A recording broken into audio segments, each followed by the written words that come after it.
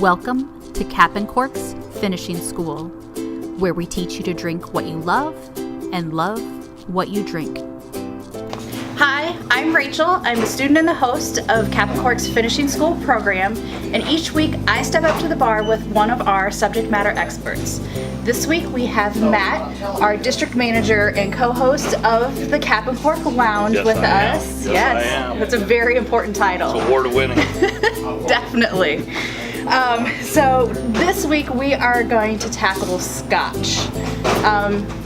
Can you give me just a little bit more background of like what exactly is Scotch? Well, Scotch is a malt whiskey grain that's made in Scotland. Okay.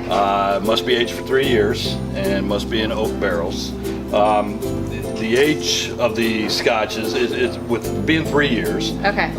You also have age statement ones, which are 10 years and beyond. So 3 is the minimum. 3 is the minimum. And then the older it gets. Correct. If it's an NAS, a non-age statement, it's at least 3 years. Okay, gotcha.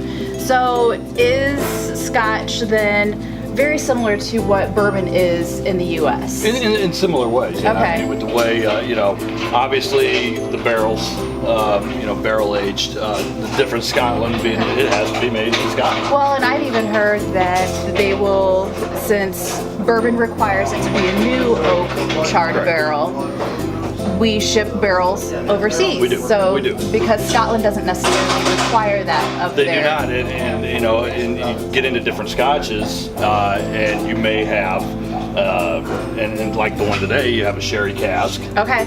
You could have a Madeira cask. So there's lots of variations. Yeah, a lot of Is there variations. just one grain associated with Scotch, or is it pretty much across the board? Well, it's when you look at it, it's a, single grain or a single malt. Okay.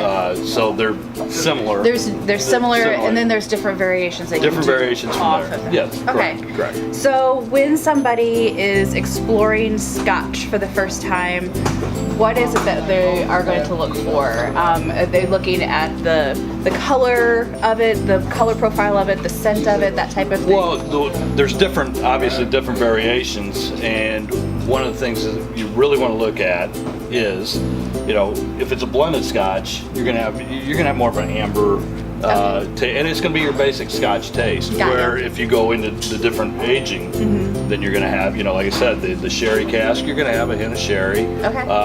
There's just different variations, and So the you just aging need to goes be into it. open to all. Well, of yeah, the things. and this is just basics of Scotch. Yeah. You get into, you got 5 different regions, and they all have their distinct, taste, smell, all that stuff is It laid all out in those plays different. into Yes, it. it does. Okay. Yeah. So what do we have here? What age statement are we doing? This one here is a Glenmorangie. It's a 12-year, Okay. and it's been distilled in a sherry cask. So it's amber, and a lot of the Scotches being an amber color. Okay. But if you smell, you can smell that sherry coming off of it. It does have a distinctly different It nose does. to it. Yeah, so it's got and when you taste, you get that sherry finish. Look, not too much of a burn, just a nice smooth sherry taste with the Scotch. Great with cigars. I could see that it would enhance the tobacco And then as flavor. you go down the throat, you can kind of get a little smoke to it at the end. So, Yeah. Definitely it's one that I enjoy. Oh, very nice. So with trying Scotch and exploring Scotch, glassware, does it matter? Or You can do rocks. I mean, that's your basic glassware for it. You're not trying to get too fancy here with the Scotch. It's just the rocks. You can do it neat, or put a little water. You can put a ice cube in it. Okay. Whatever is your flavor. Fair enough. Well, Matt, thank you for Absolutely. opening up the world of Scotch to us, and hopefully we can explore it a little more. If you want to learn any more about the beer, wine, or spirits that we talk about on the Finishing School program, stop by any of our 15 neighborhood Cap and Cork locations and talk to the managers and staff.